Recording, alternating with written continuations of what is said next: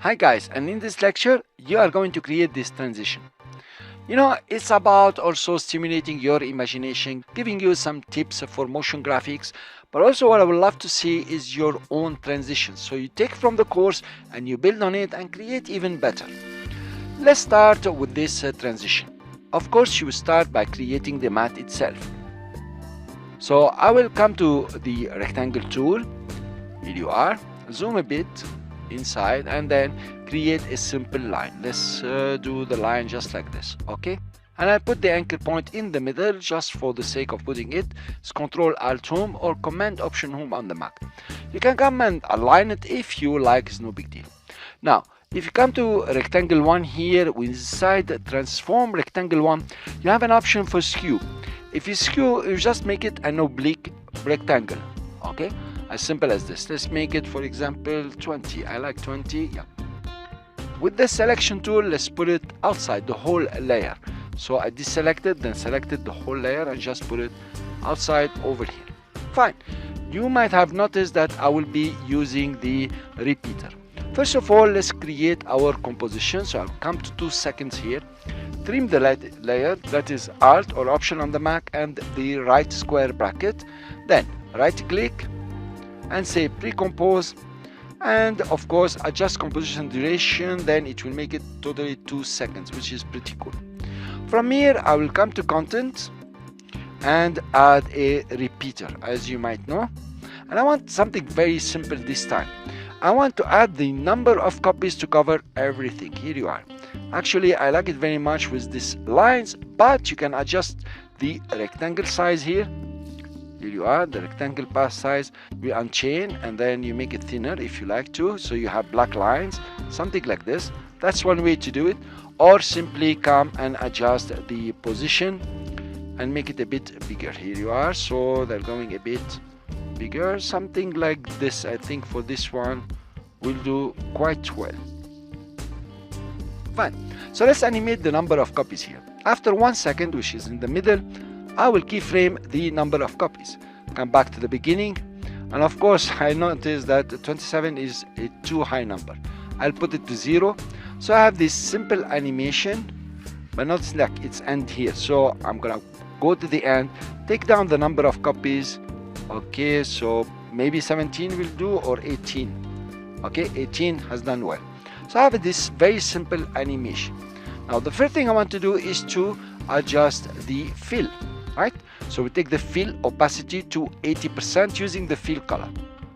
Let's go back to the other side, adjust them on top of each other, and of course you apply Luma inverted matte, which already done from the previous lectures. And then let's remove the eyeball and then you play. Here you are. Not bad. You notice it's pretty strong, but nevertheless I'm gonna keep it like this, show you something else. Come back to the beginning here and you have the start opacity. I'm gonna put it to 0. So notice exactly what's happening. When it's uncovering, right, it's playing with the opacity. The last one we can see it pretty clearly. The first one are very dimmed. If you come back, here you are, you notice here it's almost dims. You cannot see the back videos. You can see only the top video. Let's go back here and complete the reveal. Right guys? So I select shape layer and simply I'm gonna duplicate it. So now I have one on top of the other. And the top shape layer here, I'm gonna make it 100% white. So I'll go to fill and make it white at 100%. Here it is. Now if you play, you notice they're gonna come on top of each other, but I still have the opacity here. I will remove the opacity from the repeater. I'll just put it back to 100%. Transform repeater, opacity 100%. What I will do, let's select all the layers, that's both of them, press U, and then you can start moving them. I want to move the keyframes, I don't want to move the layers, and let's see what will happen if I do something like this. For example, if you play now, it's not very nice because one comes and the other one will follow. Of course the other one still have the separation line here. If you notice, we don't want that. So let's go to the rectangle one, and the safest way is to increase the size of the rectangle. So I will uncheck it and make it bigger. Here you are. Okay, I think this is cool. We go to the end and we see we need just a bit more, maybe 145 will do good. Cool. And then at the end it will be a full reveal. Let's go see it from the other side and notice, do we like this kind of animation? One comes in, here you are, and the other one will follow. Well, that's not bad. Now, how to play with this animation is very easy. Select all layers again, press U, and then if you select the number of copies here and just bring them on this side. Okay, that's what's happening here. Now, one is starting the repeat and the other one will follow the repeat, the top layer, before this one ends, and it's quite cool. So actually you can time it the way you want. If you take it very near, for example to 5 frames, notice you only have 4 bars. It's just a swipe if you like, and you can make it longer. Here you are, so you have more of these bars coming in, or even, you know, just up to here you have even more bars. Now this seems quite cool at 10 frames. Let's select the copies again and go to 10 frames. Here you are. I find this is quite cool. Of course, your taste is the most important, and how you alter this transition, how you make it better, is very important. I'll go back to the beginning. Let's play it again and see what happens. Not bad at all. It's a very nice reveal. And of course you can tweak it, you can add some effects like the blurs we have seen and stories like this to end up with the animation or the transition that you want and make it original according to your taste. Thank you very much for listening. I will see you in the next lecture with another math. In this lecture, guys, you are going to create this transition with random circles and the radial shadow and some blurs. It's gonna be very interesting, and I will show you several tricks and tips. I'm saying that every lecture, alright guys? But actually I would like you to take the tricks and the tips I'm showing you and add on them, you know, use all these effects. So let's start by creating our matte.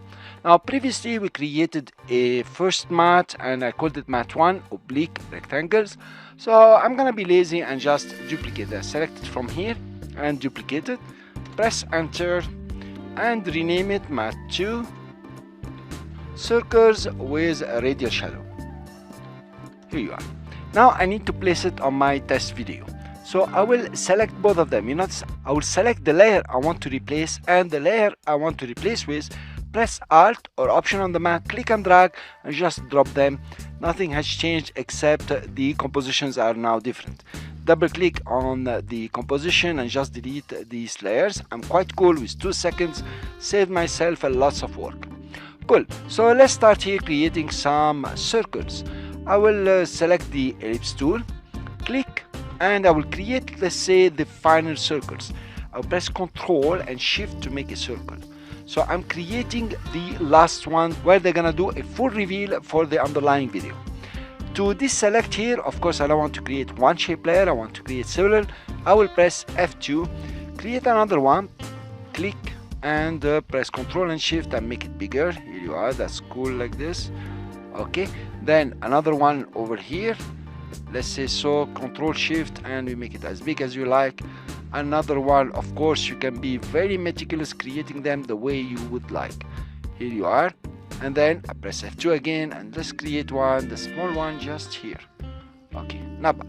Of course I want to select all of them now and put the anchor point in the middle. I will use the shortcut to do them all at once. Ctrl Alt Home or Command Option Home on the Mac, I'm sure you know.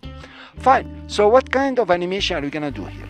Let's go to 1 second for example and open the scale and scale all the layers at 100%. That's one way. Then come back to the beginning and put the scale at 0. So actually you have a slow animation even, and just opening the circle. That's pretty cool, but let's add more effect now. We can do it only at 1 second.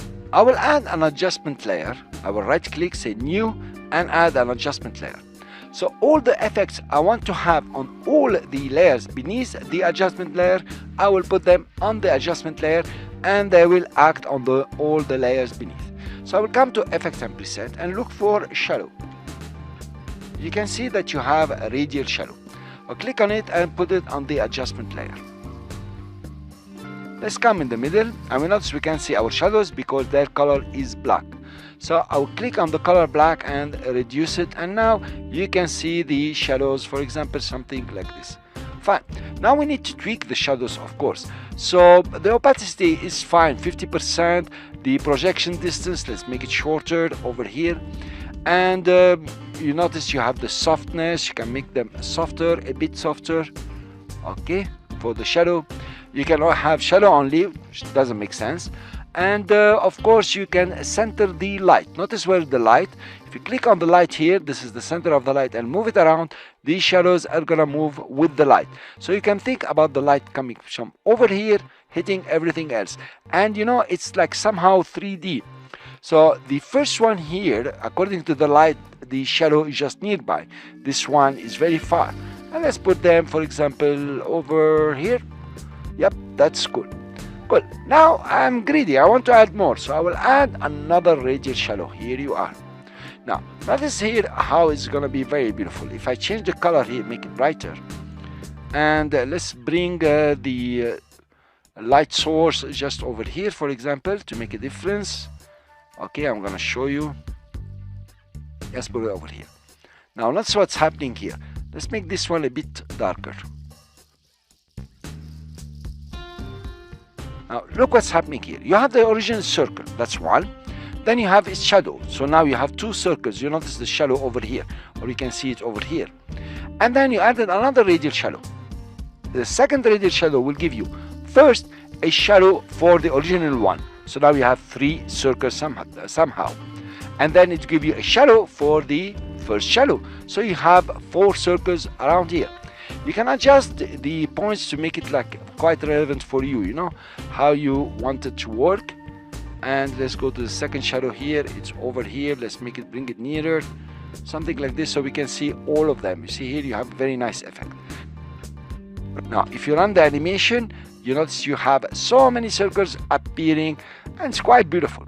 Fine, let's go see it on top of our test video. How is it performing here? Is it nice enough? Here you are. They're opening up, and you notice the shadows, what they are doing here. Okay, pretty cool. You have several effects here, and some of them are not very visible according to the colors we have put. So we can come back and change the colors if you like to. Okay, let's come over here and decide, okay, some of the colors should be stronger. Let's increase the opacity, for example, or even decrease it, okay, the way you would like. And here we also increase a bit the opacity. That's very fine. Go back here. I guess we have a lot of shadows that are pretty cool. Fine, but you see this original one really has a very hard edge here. Let's go put some effect, you know, like a blur. How about that, guys? Let's go to the blurs and sharpen, and I would like to try the CC vector blur. Let's take it and drag it, put it on the bottom, can put it on top the way you like, and then you increase the amount. Notice it has the effect on all the shapes here, on the original shape and on the shadows. And here, look what's happening. It's quite nice. If you scrub through here, let's see what's happening. You know, they're coming all together, and you have quite some effects coming up. Let's go see it on the real video. You can see the effect is pretty nice, and we used vector blur, and yet we did not blur the original one like we wanted, but it's really cool. Over here, just 1 second. Let's play it in real time now. You have a very nice animation, guys, and you have a very nice transition. You have a special transition. You could go back to the radial and say, okay, I will put fast box blur or Gaussian blur or another radial. I will go for the fast box. I can put it anywhere. It will work fine, and increase it a bit only to make it to unsharp everything. I want to put it on top of everything. I think I will do that. Here you are. And I think it's unsharpening everything. It's gonna take time to render. This is pretty cool. Let's go back to the test video and see exactly how is our animation. I'll press play, and here you are. It's a very cool one and quite mystic, I would say. It's mysterious, but you have also to come in and try to change few things. I'll give you the principle of the radial shadow and how you can execute, you know, several circles, in fact a big number of circles, without having to draw each one of them using the radial shadow. I hope you like this transition, and I hope I give you a lot of ideas. That's the main thing, how to use the radial shadow, the vector, and the other blurs. Thank you for listening. I will see you in the next lecture.